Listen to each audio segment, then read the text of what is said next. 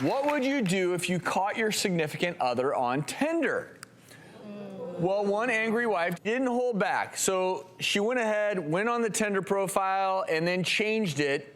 So his profile then read, "Hi, my name is Mike. I'm married with 2 kids. I have a tiny blank that is STI infected. My wife found my profile. If you can't tell, I am a piece of blank who doesn't give a flying blank about anyone but myself.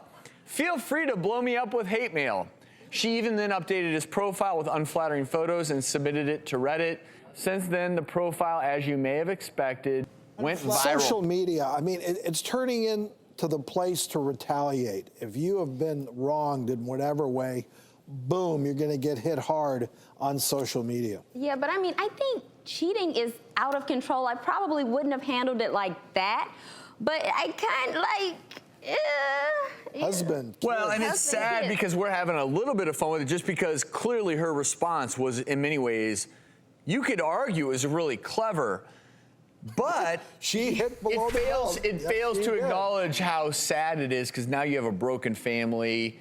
Clearly there are kids involved. They're clearly, depending upon their age, going to now understand there's probably this hatred between their parents. So I think that's the problem that I'm finding with social media is it's really hard to protect your kids from social media. And in a scenario like this, how are the kids not going to find out in one form or another? But you mentioned the cheating, I'll call it an epidemic.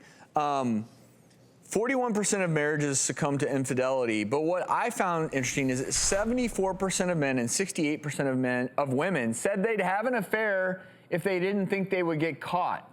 That means 3/4 of people almost are saying, hey, yeah, if I didn't get caught, I would totally cheat on my spouse. Absolutely, and it's ridiculous. That's an astounding number. That it really is. It's a sad number, and if you think about it, the person who is being cheated on is being subjected to this emotional distress, and also they're being exposed to sexually transmitted infections, and they didn't sign up for that. So I don't know, maybe monogamy might not be for everybody, but if it's not for you, don't sign up, or if you sign up and you're like, thought I would like it, I don't like it, then tell your partner. Well, a good example would be, so this wife in this scenario. There's no need for cheating.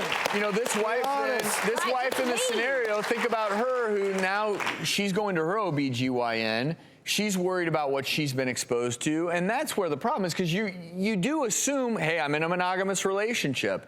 And if these numbers are true and legitimate, about half the time you think you're in a monogamous relationship, you're not necessarily. Because of the big increase, there's things out there you can do. For example, there's GPS systems that you can hook up to know exactly where your partner is at all times. A Spanish company came up with what they call the smart mattress, meaning... It's called the Smartress. Smartress, thank you.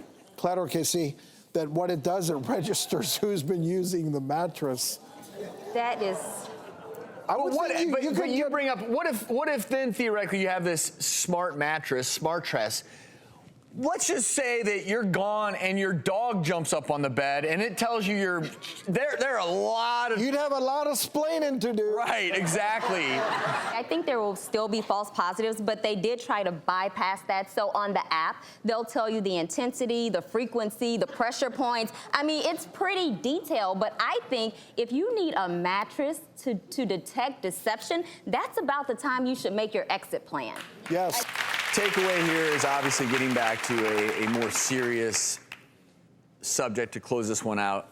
The one thing we can say from a medical standpoint with infidelity is it increase the risk for not only broken marriages, but sexually transmitted infections, and it's a very real risk that people need to be aware of.